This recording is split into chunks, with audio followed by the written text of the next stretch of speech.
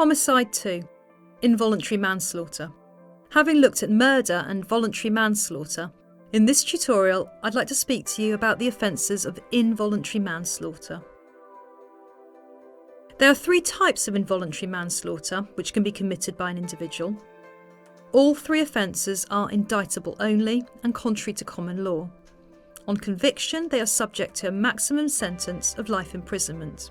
They are Unlawful Act or Constructive Manslaughter, Gross Negligence Manslaughter, and Subjective Recklessness Manslaughter. In each case, the defendant lacks the mens rea for murder, unlike voluntary manslaughter, which we looked at in the first homicide tutorial, where the mens rea for murder must be established.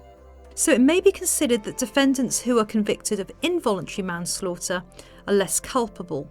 And indeed, in relation to involuntary manslaughter, culpability can range from just short of murder to just worse than accident. And the sentence imposed may be as low as a fine or conditional or absolute discharge. Such a lenient sentence would, however, be very rare. It should also be noted at this stage that an individual may not be guilty of murder where they are voluntarily intoxicated and as such lacked the relevant mens rea for murder. We'll address this further in a separate tutorial when we look at general defences and the issue of crimes of basic and specific intent. Unlawful Act or Constructive Manslaughter.